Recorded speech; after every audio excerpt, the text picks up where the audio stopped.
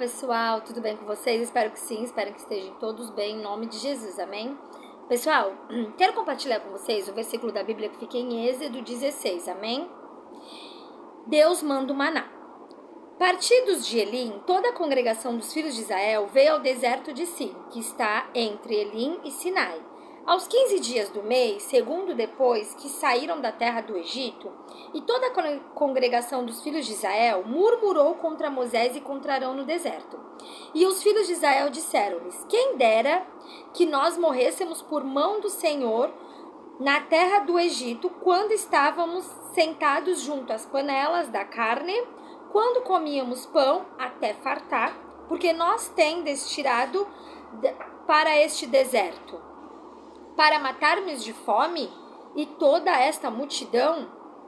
Então disse o Senhor a Moisés: eis que vos farei chover pão dos céus, e o povo sairá e colherá cada dia a porção, para que eu veja se anda em minha lei ou não. Amém? Só até aqui, depois vocês podem meditar em casa, tá bom? Pessoal, difícil, né? Aqui é muito difícil, porque a gente vê que mesmo Deus fazendo tudo que Deus fez com aquele povo, né? Deus, tudo que Deus provou com todas as formas que Deus, ele é Deus, né?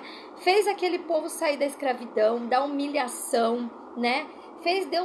Fez aquele povo sair da pobreza. Deus prometeu que ia tirar aquele povo da escravidão e Deus tirou, né? Ungiu Moisés, né, para que Moisés enviasse aquele povo, né, até a terra prometida. Fez passar o Mar Vermelho. Aquele povo viu, né, as pragas do Egito.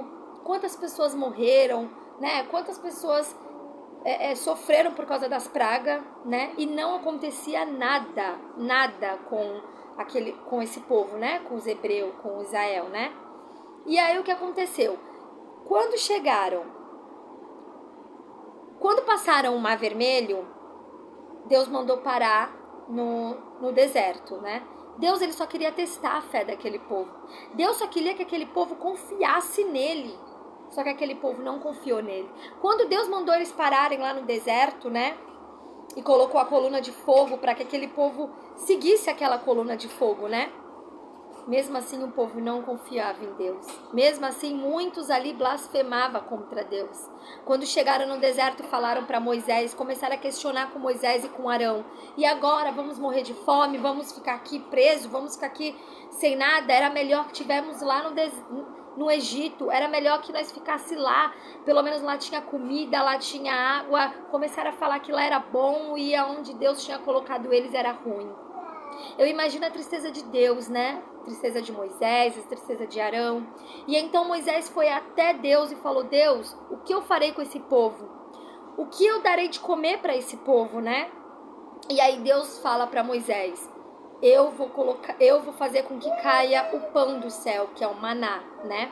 E com aquele maná dava para fazer muitas coisas. Olha que perfeição de Deus. Com aquele maná dava para fazer pão, bolo, assado, cozido, frito, dava para fazer qualquer coisa, né? E mesmo assim aquele povo não acreditava em Deus. Só que tinha uma coisa que Deus falava para Moisés: fale para o meu povo tirar só o que eles iam comer hoje, porque o amanhã eu darei de novo. E muitas pessoas dali, né, pegaram o da manhã também. Não obedeceram a voz de Moisés. E o que acontecia? Apodrecia, ficava com bicho, né, no maná. E mais uma vez desobedeceram a Deus. Então eu imagino o quanto Deus ali vendo, né, aquela arrogância daquele povo, quanto Deus vendo a descrença daquele povo. Imagina a tristeza, né, de Deus. Só que Deus, ele é tão misericordioso, né, que não deixou faltar nada para aquele povo, nada. Deus dava água, Deus dava pão, Deus dava carne, Deus dava de tudo para aquele povo. Aquele povo não apanhava mais, aquele povo não sofria mais, aquele povo era bem de vida, sabe? Deus só queria que aquele povo confiasse nele, só isso. Mas infelizmente tinha muitos ali que não confiavam. E por causa da desobediência daquele povo, ficaram 40 anos no deserto, né? Por causa daquele povo, por causa da desobediência daquele povo, muitos ali chegaram, nem viram a terra prometida, né? Quem acabou vendo eram as novas gerações, era os filhos, eram os netos, né? Mas alguns ali chegaram a não ver, né? E na nossa vida também não é diferente, né? Às vezes Deus fala para nós confiar nele e a gente não confia nele. Muitas das vezes Deus fala para nós, o amanhã eu vou prover, o amanhã, não se preocupe com o amanhã. Mas a gente somos teimoso, a gente somos preocupado, a gente fica naquela ansiedade, naquele medo e acaba não confiando em Deus. E às vezes por isso a gente passa por prova, depressão, medo, angústia, porque não confiamos em Deus. Então quando a gente entrega a nossa vida para o Senhor, temos que confiar nele, porque ele não vai deixar faltar nada para nós.